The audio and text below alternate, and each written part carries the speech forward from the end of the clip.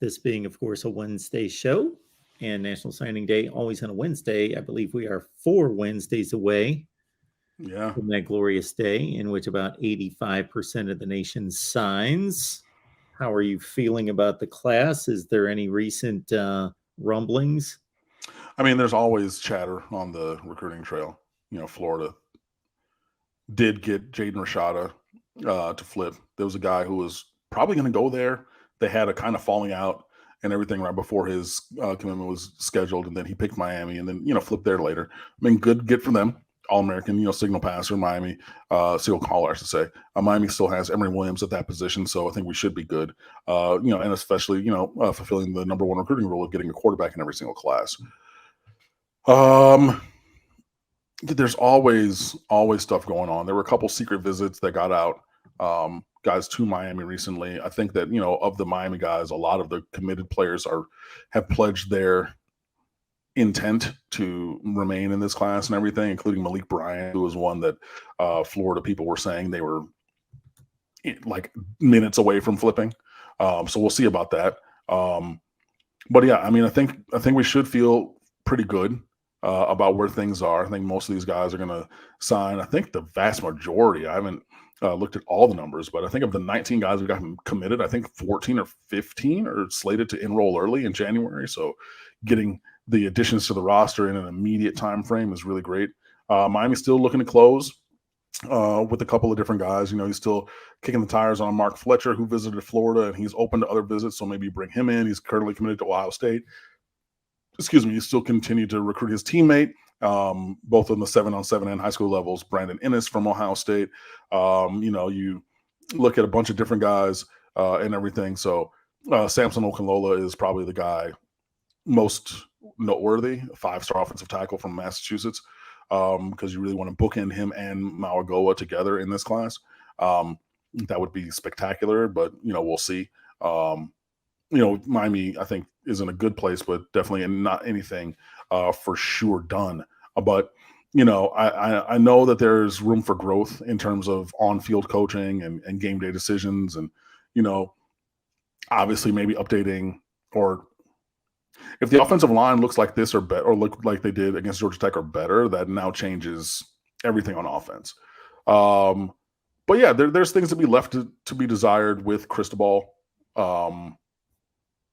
as coach, and especially right now, like, you're growing. You know what I mean? Like, this is a team and a program that, like, you are rebuilding, so you have to kind of let the builder do the build.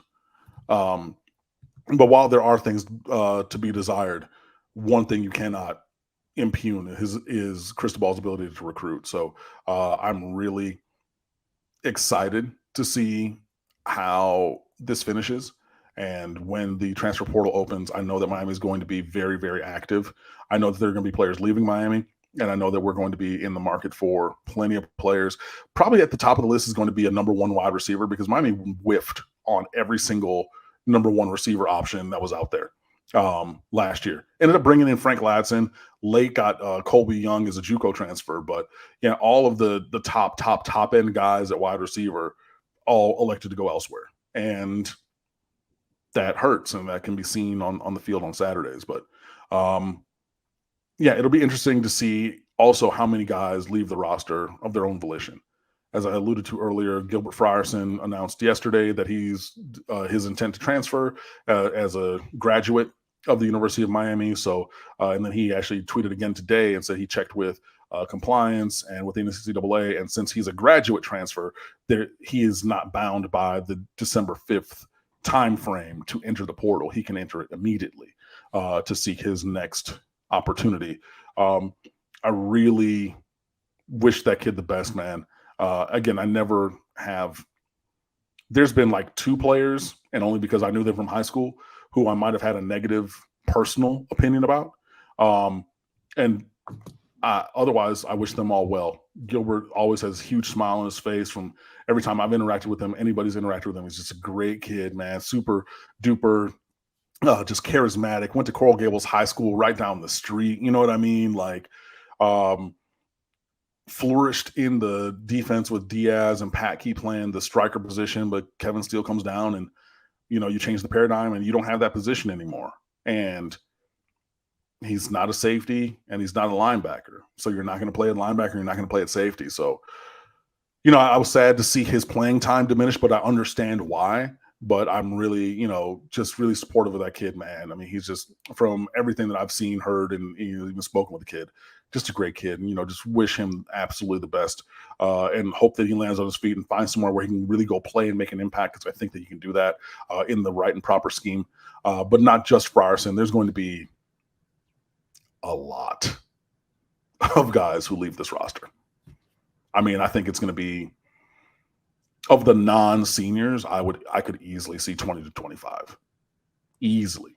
So you're going to have to replace them. So in the world of recruiting and also transfer portaling, there's going to be a major. This team is going to be, it's almost going to be like an away team where we're all going to have to study the roster and be like, okay, who's on the team now? Because like the names that we've seen for years, not here anymore. It has all the ingredients. You've got a first-year head coach who wants to, survey the room, bring in his players, bring in the kind of players that he wants from other programs. It's obviously a new era with the transfer portal. So every team in the nation has a semblance of a portion of the roster that is new. Plus, you've got a high expectant program that is a high brand name, but is not performing anywhere close to that level. And then on top of that, you've got recruiting classes coming in that are extremely high, that are going to supplant guys that should be seeking shelter elsewhere. A lot of ingredients there that point to exactly that.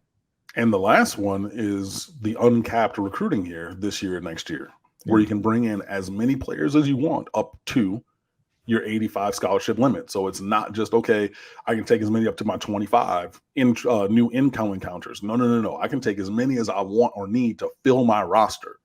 So you add that on top of the other things that you brought to the table, Mark. Yeah, it's a recipe for a lot of turnover on this roster.